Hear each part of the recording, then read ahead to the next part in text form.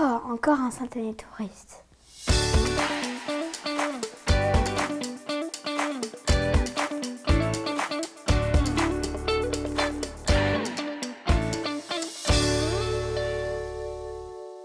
Magnifique. Vous êtes magnifique. Vous êtes exquis. Je vous félicite chaleureusement. Ce n'est pas la peine de continuer. Pour l'addition, vous êtes magistraux. Voilà soustraction. Dites-moi seulement si vous n'êtes pas épuisé. Combien font 4 moins 3? 4 moins 3. 4 moins 3. Ça fait... Oui, je veux dire retirer 3 de 4. Ça fait... 7. Je m'excuse d'être obligé de vous contredire. 4 moins 3 ne font pas 7. Vous confondez 4 plus 3 font 7. 4 moins 3 ne font pas 7. Il ne s'agit plus d'additionner. Il faut soustraire maintenant. Oui. 4. Non, ce n'est pas ça. 3 alors? Non plus. Ça ne fait pas ça. Mes excuses. 4 moins 3. 4 moins 3. Ça ne ferait tout de même pas 10? Oh, certainement pas. Mais il ne s'agit pas de deviner, il faut raisonner. Tâchons de le déduire ensemble. Monsieur. Oui, monsieur. 1, 2, Vous avez bien compté? Jusqu'à combien savez-vous compter? je puis compter. Jusqu'à l'infini. Cela n'est pas possible. Alors... Mais de jusqu'à 16. Cela suffira. Il faut savoir se limiter.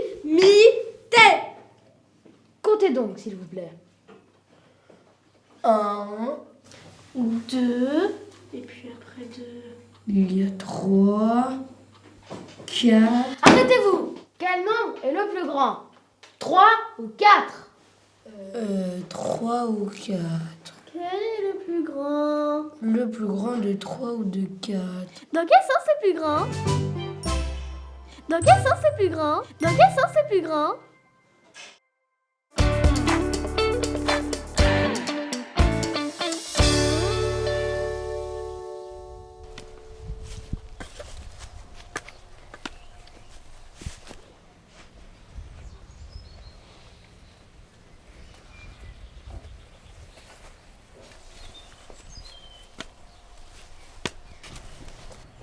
Bonjour mesdames. Bonjour. Elles sont drôlement belles vos pommes de terre. Ce ne sont pas des pommes de terre, ce sont des betteraves. Ah, c'est pour ça qu'elles sont si grosses. Ben oui, les betteraves, c'est plus gros que les pommes de terre. C'est à vous le champ près du pommier là-bas?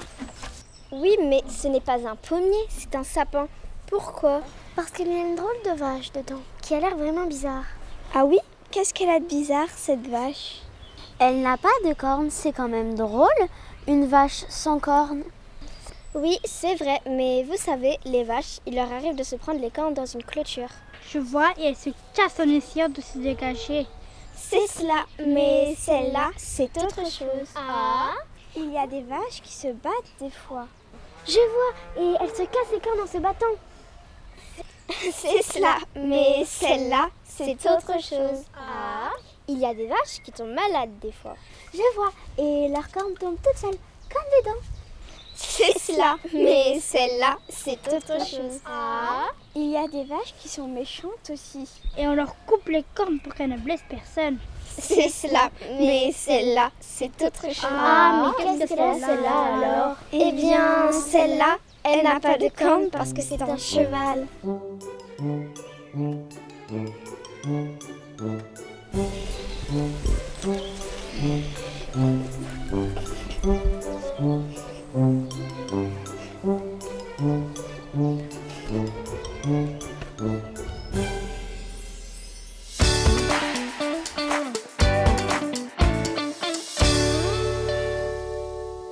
Alors,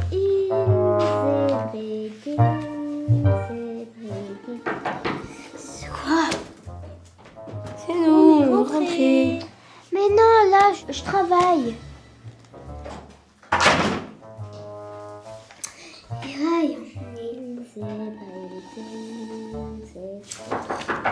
Zut, entrez. Quoi? Qu'est-ce que vous voulez? C'est madame qui demande monsieur.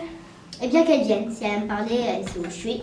Madame est occupée dans son cabinet de toilette. Elle ne peut pas se déranger. Eh bien moi non plus. Je regrette, je travaille. Bien, monsieur. C'est vrai ça. Et dis donc vous, monsieur, par hasard, les Hébrides. Comment? Les Hébrides, vous ne savez pas où c'est? Les Hébrides? Oui. Ah non, non, ce n'est pas moi qui range ici, c'est madame. Quoi qui range ici? Des Hébrides, des îles, beaucoup d'ignards, de la terre entourée d'eau. Vous ne savez pas ce que c'est? De la terre entourée d'eau? Oui, de la terre entourée d'eau. Comment ça s'appelle? De la boue? Mais non, pas de là. C'est pas de là. C'est de la boue quand il n'y a pas beaucoup d'eau et pas beaucoup de terre. Et quand il y a beaucoup d'eau et beaucoup de terre, ça s'appelle des îles. Ah! Eh bien, les Hébrides, c'est ça. C'est des îles. Par conséquent, ce n'est pas dans l'appartement. Ah oui, oui, oui, c'est dehors. Naturellement, c'est dehors. Eh ben non, non, je les ai pas vus. Oui, bon, merci. Ça fait pas longtemps que je suis à Ménil-Saint-Père, n'est-ce pas? Oui, oui, oui, oui. Et je sors si peu. Oui, bon, merci. Allez. Allez retrouver madame. Oui, monsieur. Elle ne sait rien, cette fille. Rien? Qu'est-ce qu'on lui a appris à l'école? C'est pas elle qui a rangé les Hébrides. Je te crois, parbleu. Zébride. C'est extraordinaire. Je trouve zèbre, zébré, zébreux, zébu et pas de zébride. Pas plus que dans mon œil. Si ça y était, ça serait entre zébré et zébreux. On trouve rien dans ce dictionnaire.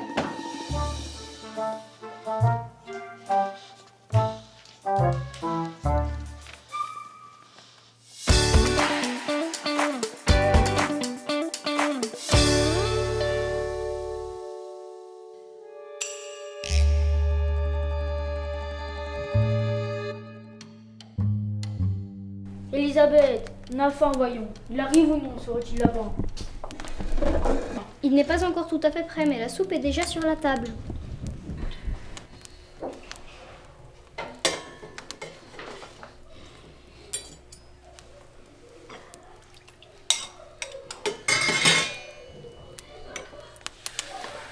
Quoi? Aujourd'hui, la soupe est encore immangeable.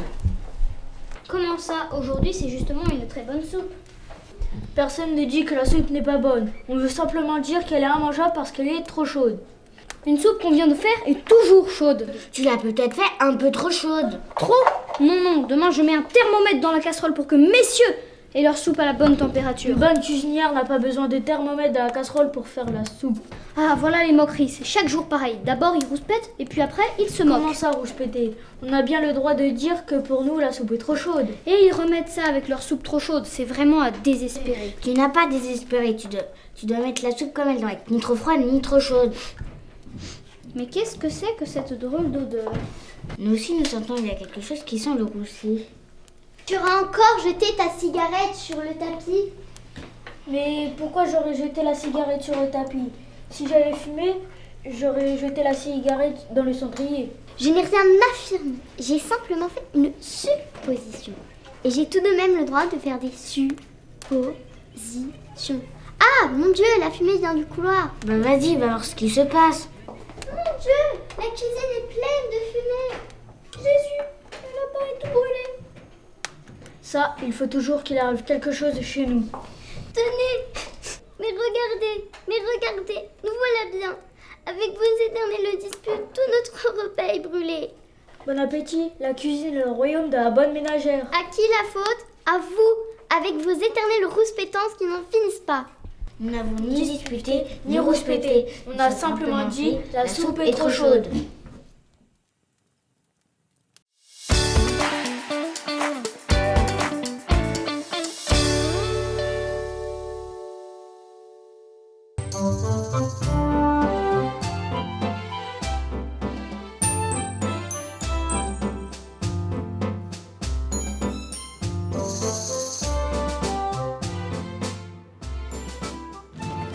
Pardon, monsieur, vous êtes du coin?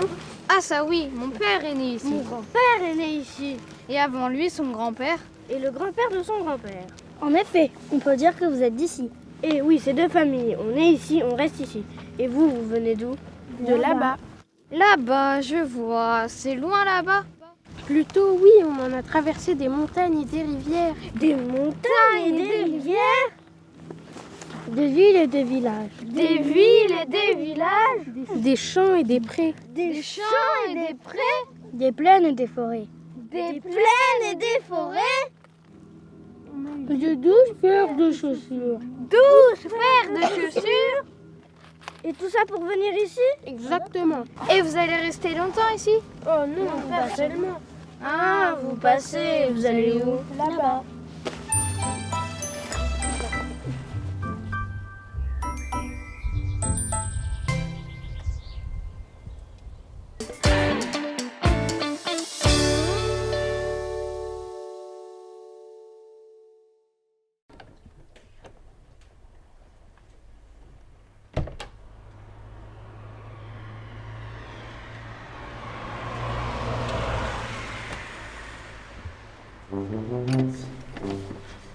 Bonjour messieurs, nous aurons une veste.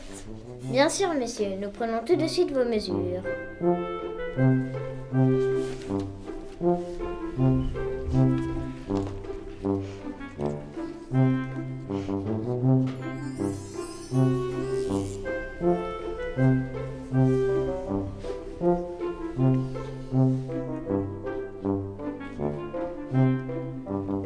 Parfait, j'ai toutes vos mesures. Je vais pouvoir vous faire une belle veste si vous voulez.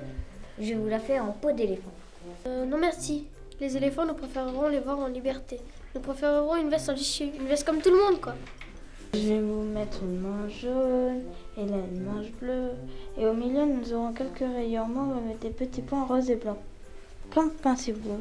Eh bien, nous avons pas envie d'avoir une plume pour aller travailler. Nous voulons une veste normale, quoi. Donc elle sera grise ici, Grise là. grise ici. Oui, bon, elle sera grise partout. Parfait, grise partout. Voulez-vous des poches? Bien sûr, une veste à tout dans les poches. Alors je vais vous mettre une poche ici, une poche là et des dizaines dans le dos. Les poches dans l'eau, ça se peut faire, voyons. Mais je ne sais pas, moi. Vous me demandez des poches, alors je vous mets des poches. Je commence à m'énerver, d'ailleurs. Nous aurons une veste grise avec une poche ici, une autre là, c'est tout. Je voulais une veste grise avec une poche ici et une autre là. Des boutons ici et des boutonnières là. Je me mets aussitôt au travail. Revenez la semaine dernière, elle sera prête et nous pourrons la manger ensemble. Au revoir, mesdemoiselles. Bon appétit et bonne nuit.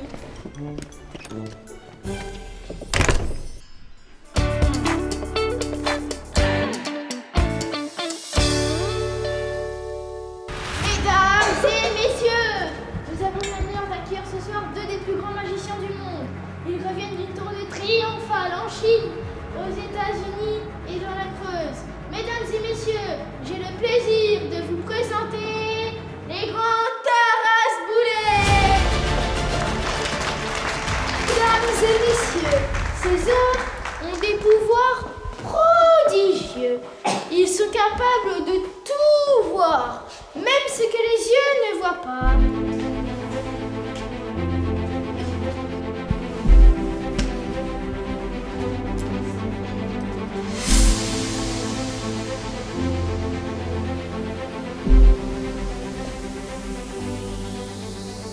Petit Tarasboulette, me voyez-vous? Parfaitement, je vous vois.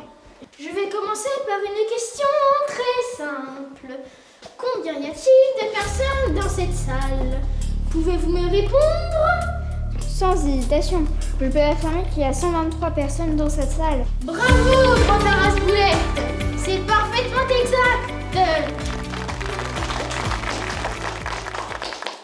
Grand Tarasboulette, me voici actuellement à côté d'une spectatrice. Pouvez-vous me dire si cette spectatrice est un garçon ou une fille? Sans hésitation, cette jeune spectatrice est une fille. Mademoiselle, êtes-vous une fille? Bien sûr que oui. Bravo, grand Tarasboulette, vous avez parfaitement raison. Nous poursuivons l'expérience. Nous allons vous poser une question beaucoup plus difficile. Concentrez-vous. Je me concentre. Je me concentre. Grand Taras Boulette, ce jeune homme, quand est-il né? Pouvez-vous me répondre de façon très précise? Ce jeune homme est né de façon très précise. Le jour exact de sa naissance. Jeune homme, êtes-vous né le jour exact de votre naissance? Oui. Bravo, Grand Taras Boulette! Grand Taras Boulette, me voici à côté d'une jeune fille. Que voyez-vous autour de son poignet droit? Je vois une montre. Bravo! Mais qu'indique cette montre? Elle indique l'heure. Formidable! Mais il est formidable! Je crois que nous pouvons l'applaudir. Mesdames et messieurs, les grands Taras Boulette peuvent également prédire l'avenir. Et nous allons le prouver.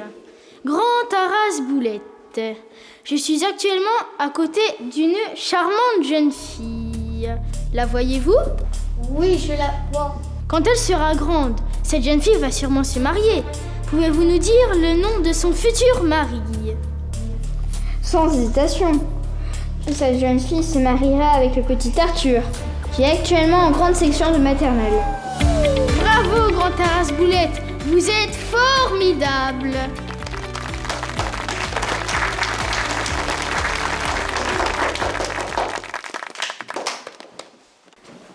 Ce jeune homme, le voyez-vous, Grand Taras Boulette?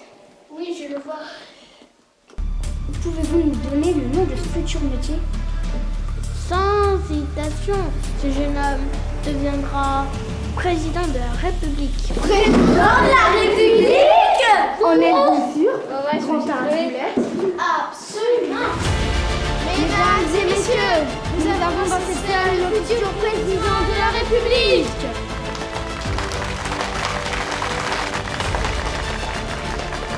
Maintenant, mesdames et messieurs, les grands Taras Boulette sont fatigués. Notre représentation s'arrête là.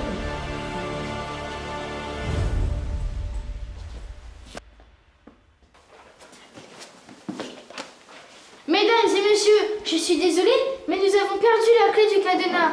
Si quelqu'un la retrouve, soyez bien gentil de la remettre au gardien. Merci beaucoup. Vous pourriez quand même faire attention, vous gardez toujours vos affaires.